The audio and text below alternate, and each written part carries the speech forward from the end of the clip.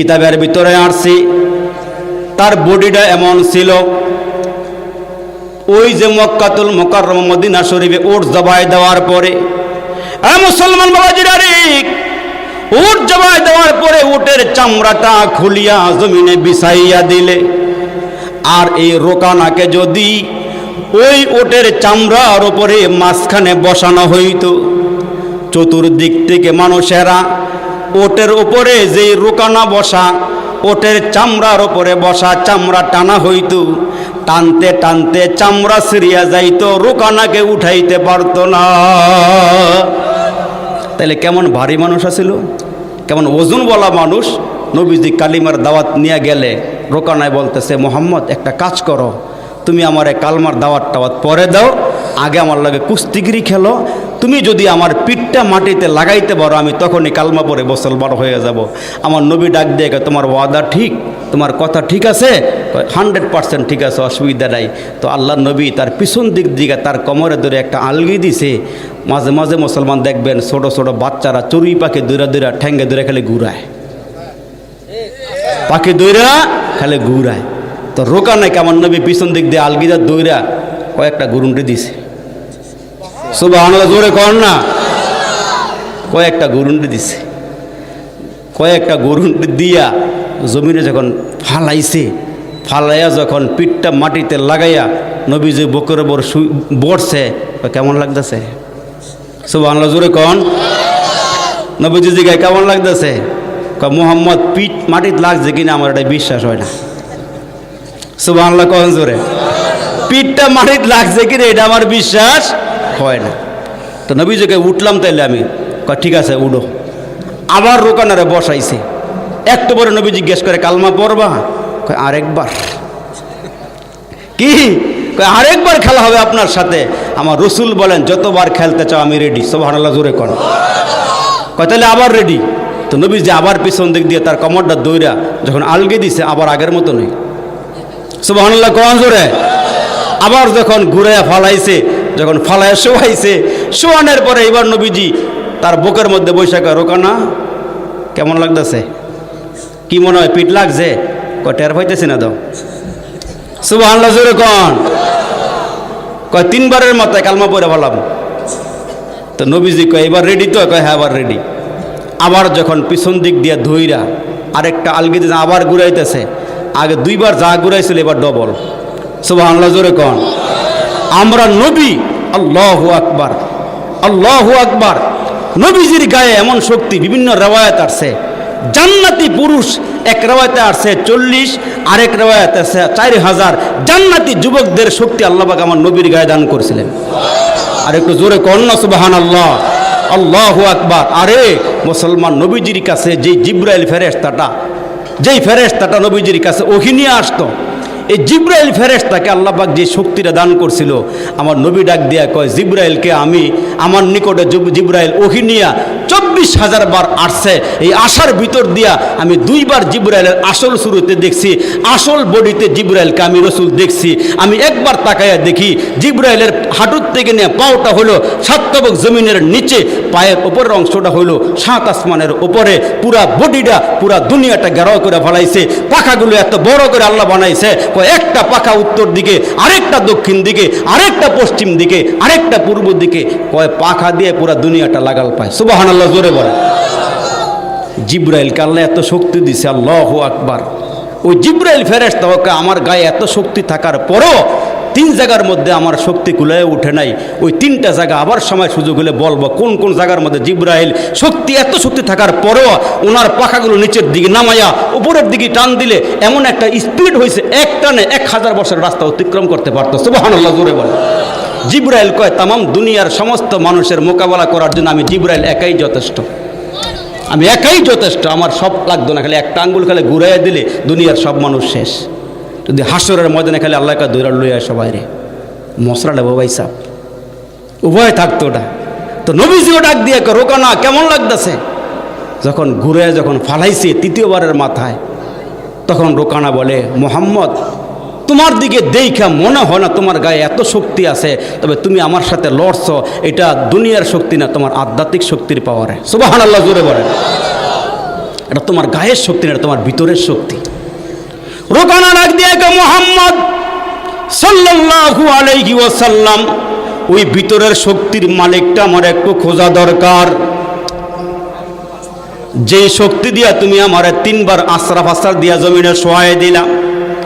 আমার নবী ডাক দিয়া কয়, রোকানা রে, ওই মালিকের কালিমার দাওয়াতে আমি দেই। রোকানা ডাক দিয়া কয়, আর দেরি নয়, আমার এই মুহূর্তে কালিমা পড়ায়া মুসলমান বানায়া দেন। আস্তে আস্তে মুসলমানের শক্তি, মুসলমান ভারী হইতেছে আর কালিমার দাওয়াত চলতেছে, সামনের দিকে আগাইতেছে। এমন করতে করতে মুসলমান ভাইরা মক্কা শরীফে, মদিনা শরীফে কালিমার পতাকা চতুর্দিকে যখন মুসলমান পথপথ করে উড়া শুরু হয়ে গেছে, ইসলামের বিজয় যখন শুরু হয়ে গেছে, ইসলামের বিজয়টা এমনি হয় নাই, ইমানের পাওয়ারে মানুষ এত উপরে চলে গেছে। আল্লাহু আকবার আওয়াজ দেয় জমিনে, আওয়াজের শব্দ হয়ে গিয়ে আরশে। সুবহানাল্লাহ জোরে বলেন। কেন? ইমানের পাওয়ারে, ইমানের বলে বলিয়ান হইয়া আমরা সামনের দিকে আগাইছি, ইনশাল্লাহ আগাইতে থাকবো। যদি আমাদের মনোবল ভালো থাকে, ইমানটা পোক্তা থাকে, ইনশাল্লাহ আমাদের এই জাতিকে কেউ হারাইতে পারে না, কেউ শেষ করতে পারে না, কেউ ধ্বংস করতে পারে না, যদি আমাদের ভিতরের ইমানের পাওয়ারটা মজবুত থাকে। ঠিক কিনা জোরে কর? ইমানের পাওয়ারটা ভালো থাকে, আমাদেরকে কেউ হারাইতে পারে না।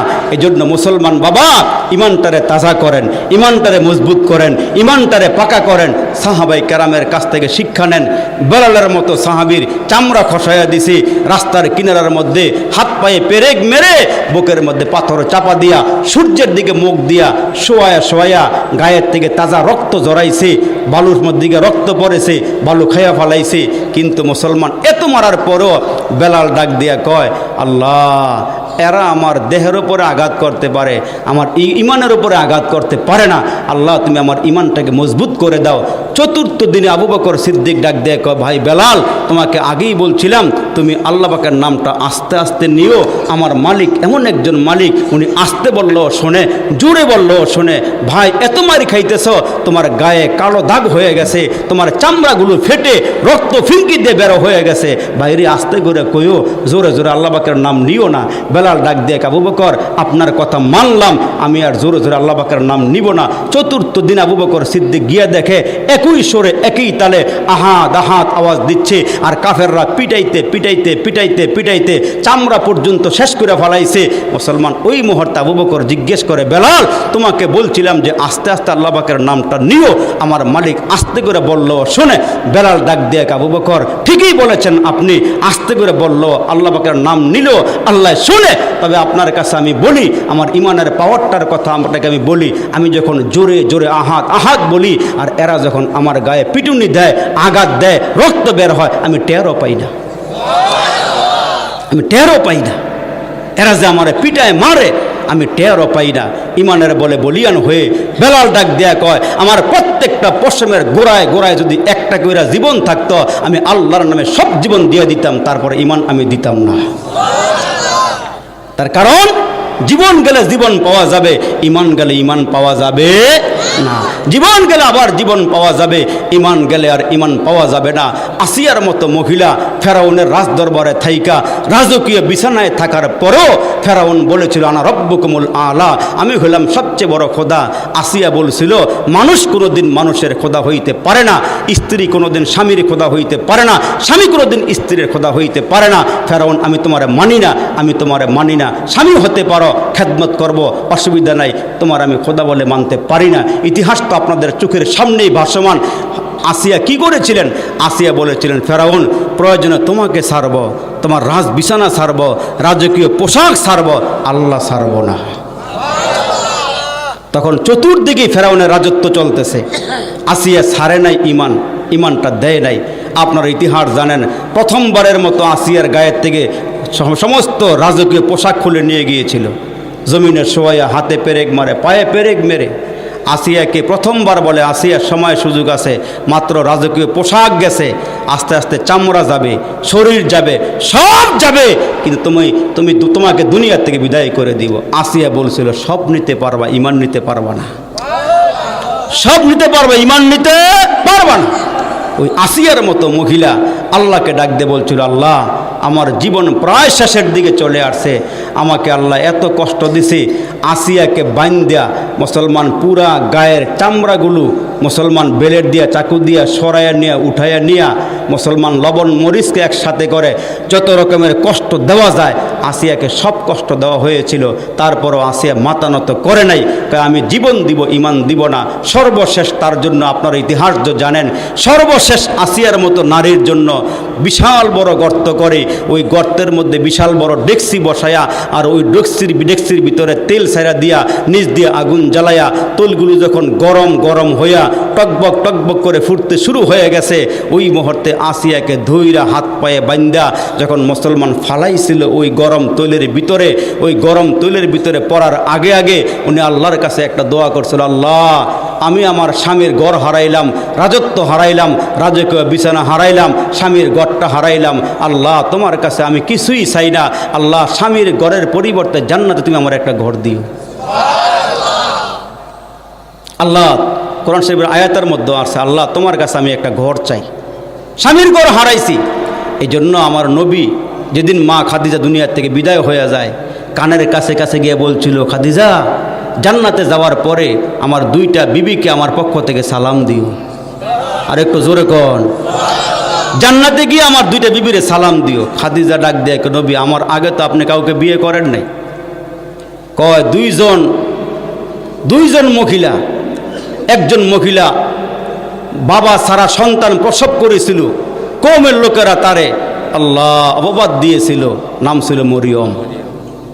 ওই মরিয়মের স্বামী নাই, ওই জান্নাতে মরিয়ম আছে, জান্নাতে মরিয়মের সঙ্গে আল্লাহ আমারে বিয়ে পড়াইবেন। আর আসিয়ার স্বামী হারাইছে, গড়বাড়ি হারাইছে, ওই আসিয়ার সঙ্গে জান্নাতে আমার বিয়ে হবে।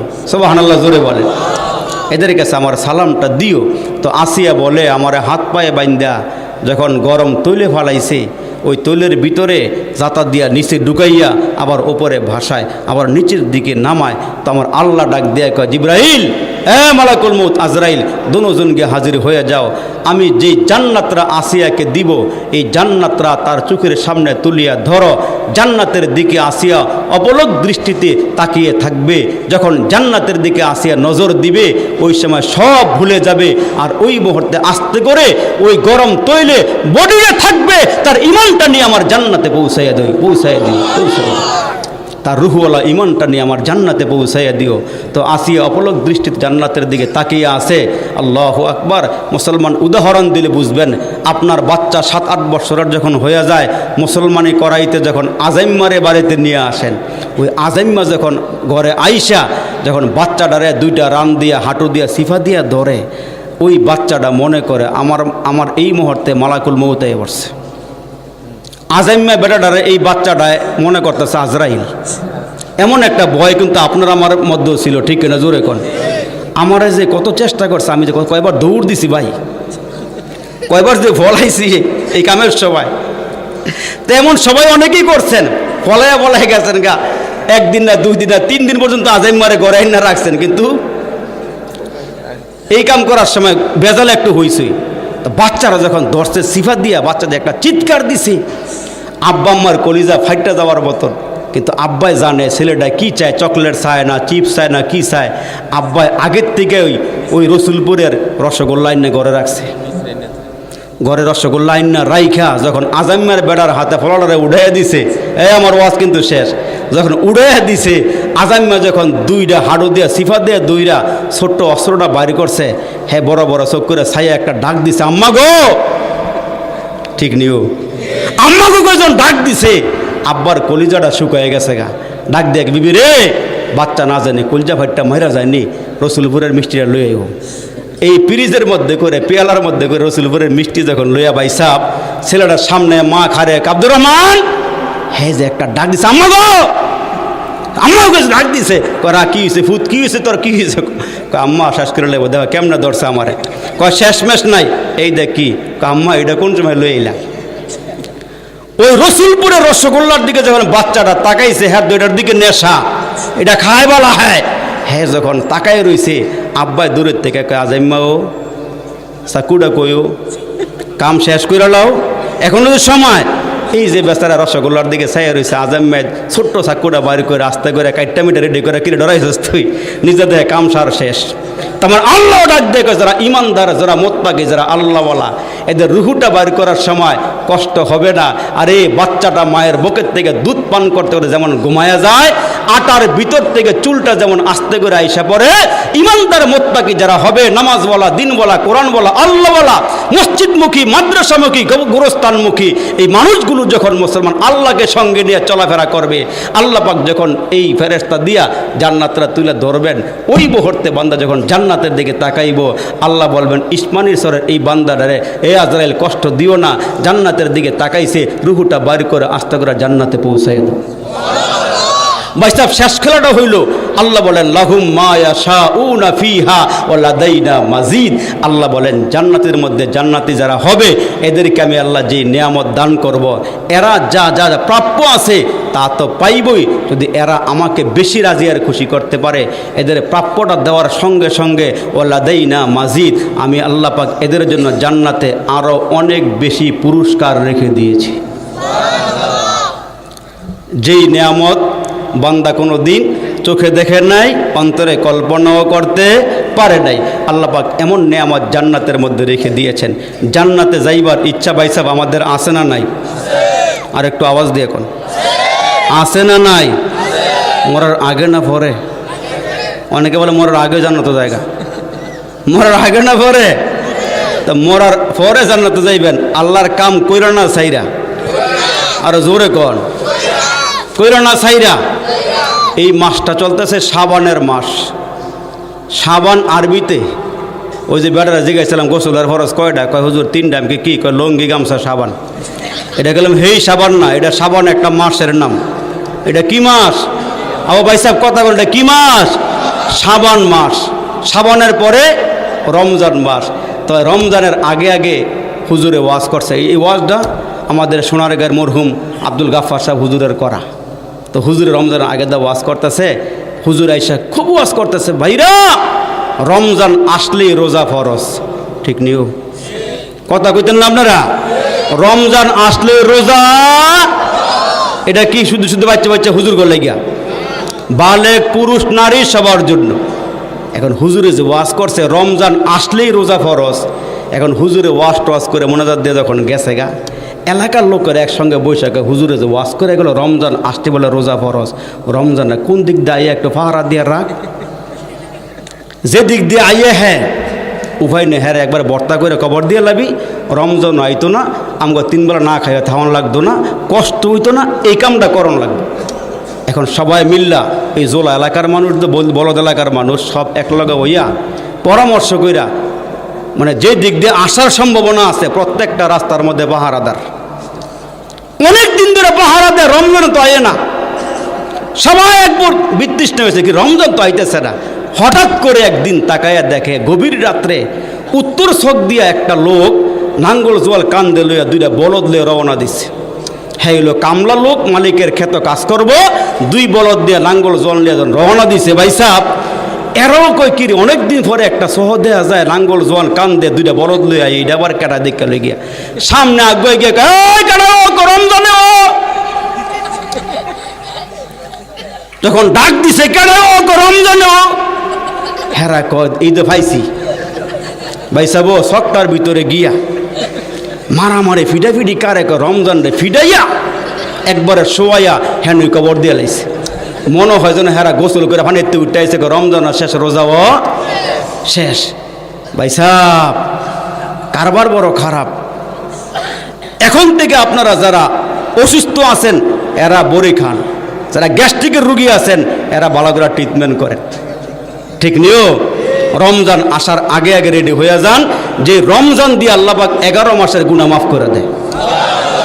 যে রমজানের রোজা রাখলে আল্লাহ বলেন আমি আমার কুদরতি হাত দিয়ে বান্দা বান্দারে পুরস্কার দিব। এই রমজানটার এত পাওয়ার, এত ক্ষমতা। রমজান আসার আগে আগে রেডি হয়ে যান। ওই যে মুসলমান সবসময় খেলে সূরা তারাবি পড়ে, এবার নিয়ত করছে খতমে তারাবি। তো কিছু কিছু বুড়া মানুষ আছে না বাবা, কষ্ট হয়, আধা ঘন্টায় নামাজটা ভরে জায়গা। এখন এলাকার মানুষে মিল্লা আনছে খতমে তারাবি। তো বুড়া মানুষটা নামাজ পড়ে গিয়া কই এই নামাজটা কেটে আনলো? আগের নামাজটা ভালো আছে, আধা ঘন্টা, এটা দিয়ে 1.5 ঘন্টা জায়গা, এই নামাজটা কে আল্লাহ এই নামাজ লাগতো না আমগো, এই নামাজ আমগো লাগতো না, আমগো আগের দিয়ে বলা। আরে কামসরার ঘরের কামসরা 11 মাস ধরে তুই কোরআন শরীফ পড়স না, একটা মাস হুজুরের ভিতরে খারিয়া আধা ঘন্টা না 1 ঘন্টা নামাজটা পড়স না, এরকম কামসরা নাই ভাই সাহেব, নাইও আছে। এখন মুসলমান অনেক করছেন সূরা তারাবি, আল্লাহর কোরআনের সাথে একটা সম্পর্ক করে ভাই সাহেব, দুইটা হাবের সাহেব রাইকালান, হাবের সাহেব রাইকা একটা মাস একটু কষ্ট করেন না, এই কোরআনটা আপনারা সুপারিশ করে আল্লাহর জান্নাতে দিব, এক একটা হরফের বিনিময়ে 70টা করে নেকি, সুবহানাল্লাহ সুবহানাল্লাহ। এই জন্য মুসলমান ভাই সাহেব আমার কথা রাগ করছেন, মনে কোনো কষ্ট পাইছেন, আর জীবনে দাওয়াত দিয়ে না, আমার দরকার নাই, যেহেতু আজগা এক হয়ে গেছি, আপনাগুলোকে একটা সম্পর্ক বলা হয়েছে, এই সম্পর্ক রাইখে চলতে চাই, এবং এই সম্পর্কের সঙ্গে যদি আল্লাহ হাসর দিন ডাক দেয়া কয় আল্লাহ এই আরিফিরে ইসমানের সারে মানুষের লগে জান্নাত দিয়ে দেয়, তাহলে আমি খুশি। মুসলমান বাবাজি, যারা আল্লাহকে সঙ্গে নিয়ে চলাফেরা করে, আল্লাহর সাহায্য যারা চায়, আমার আল্লাহ বলেন এদেরকে আমি আল্লাহ সাহায্য করি। বাবা আপনার আমার নবী, দামি নবী, বরকতি নবী, ওই পেয়ারা নবী যুদ্ধের ময়দান থেকে ফিরতেছেন, সাহাবাই কেরামদেরকে সঙ্গে নিয়ে আল্লাহর নবী রওনা হয়ে গেলেন। হাঁটি হাঁটি পা পা করে দীর্ঘ পথ অতিক্রম করার পরে নবীজি ডাক দেয়া কয়, সাহাবীরা রে, আমি একটু বিশ্রাম নিতে চাই, আমি একটু আরাম করতে চাই। কথা বড় সংক্ষেপ, আর বেশি লম্বা নয়, আর কয়েকটা কথা বলবো। কলিজার টুকরা যুবক, আমার মুরব্বীরা, এমন একজন দামি নবী আমরা পাইছি যার খাতিরে আল্লাহ কুল কায়নাত বানাইলো। আমার আল্লাহ যিনি আল্লাহ পাক, যিনি জিনার খাতিরে কুল কায়নাত সুন্দর করে সাজাইল, ওই পেয়ারা নবী, দামি নবী জিহাদের ময়দান থেকে ফিরার পথে সাহাবীদেরকে বললেন, আমি একটু বিশ্রাম নিব, আমি একটু আরাম করব, তোমরা কাজ করো, তোমরা তোমাদের বিছানাগুলো বিছাইয়া শুয়ে পড়ো, আমি নবীও একটু সামনে আগাইয়া তোমাদের থেকে একটু দূরে গিয়ে আমি খেজুর গাছের নিচে একটু আরাম করি। সাহাবাই কেরাম ডাক দিয়া কয়, নবীজি ঠিক আছে, আপনি যেমনে সিদ্ধান্ত দিবেন, আপনার কথার উপরে আমরা অটল আছি, অসুবিধা নাই। নবীজি সাহাবাই কেরামকে শোয়াইয়া একা একা নবীজি একটা খেজুর গাছের নিচে গিয়া শুয়া পড়লেন। দু জাহানের বাদশা নবী, সম্রাট নবী খেজুর গাছের নিচে গিয়া শুইয়া নিজের হাতে তরবারিটা গাছের ডালার মধ্যে ঝুলাইয়া রেখে বিশ্ব নবী শুয়া পড়লেন, ঘুমায়া পড়লেন। যুবক মুসলমান ভাইরা, দূরের থেকে একজন ইহুদি আমার নবীরে ফলো করতে করতে করতে করতে একেবারে নবীজির কাছাকাছি এসে গেল। একেবারে নবীজির কাছাকাছি আসার পর দেখে আমার নবী একা একা খেজুর গাছের নিচে শোয়া, ওর বাড়িটা গাছের ডালায় ঝুলাইয়া রেখে সাহাবীরা একটু দূরে আরাম করে। নবীজির আশপাশে কোনো পাহারাদার নাই, দেহরক্ষীও নাই। দু জাহানের সম্রাট নবী খেজুর গাছের নিচে একটু আরাম করতেছেন, শুয়া পড়ছেন। দূরের থেকে একজন ইহুদি, আমার নবীর দুশ্মন, আমার আল্লাহরও দুশ্মন, মুসলমানের দুশ্মন, মুসলমানের কোরআনেরও দুশ্মন, ওই ইহুদিটা মতলব খারাপ, উদ্দেশ্য খারাপ নিয়ে নবীজির কাছাকাছি আইসা আমার নবীর রাখা তরবারিটা গাছের ডালা থেকে নামাইয়া খাপের ভিতর থেকে বাইর করিয়া নবীজির আশপাশে ঘোরাঘুরি করে আর বলে, এই তরবারি দিয়া মুহাম্মাদের কল্লাটা আলাদা করে দিব। জোরে জোরে কোন নাউজুবিল্লাহ। আপনার আমার নবীর মালিক কে? নবীজিরে পাহারাদারি করেন কে? নবীরে দেইখা রাখেন কে? এতিম নবীরে লালন পালন করতেছেন কে? আমার আল্লাহ পাক ডাক দিয়া কয়, নবী গো, আপনার পাহারাদারি আমি আল্লাহ নিজেই করি, আপনাকে আমি দেইখা রাখি। ওই মুহূর্তে নবীকে মারার জন্য তরবারে হাতে নেই ইহুদি কিনারায় চলে আসছে। আবু জাহেলের একটা ঘোষণা ছিল, নবীকে দুনিয়া থেকে বিদায় করতে পারলে তারে 100 ওট পুরস্কার দেওয়া হবে। নাউজুবিল্লাহ। ওই লোভে ইহুদি দেরি করে নাই, নবীজির তরবারিটা গাছের ডালার থেকে নামাইয়া খাপের ভিতর থেকে বের করে কল্লাটা ফলাইয়া দিবে। আশপাশে ঘোরাঘুরি করে, বীরত্ব ভাব নিয়ে নবীজির চতুর্দিকে ঘোরাফেরা করতেছে। ওই মুহূর্তে ইহুদি চিন্তা করে, মুহাম্মদকে ঘুমের ভিতরে মাইরা লাভ নাই, একটু জীবিত করে লই, সজাগ করে লই। ঘুমের মানুষকে মারলে তো কাপুরুষের মতো মনে হয়, একটু সজাগ করে নেই। যেহেতু তরবারি আমার হাতে, মুহাম্মদ নিরস্ত্র, আশপাশে কোনো পাহারাদার নাই। আমার নবীর আশপাশে পাহারাদার না থাকলেও নবীর সাথে আছেন কে?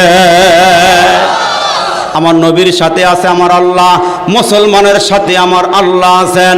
আল্লাহ ডাক দিয়া কয়, মুসলমানেরা, ওয়ালা তাহিনু ওয়ালা তাহজানু ওয়া আনতুমুল আ'লাউনা ইন কুনতুম মুমিনিন।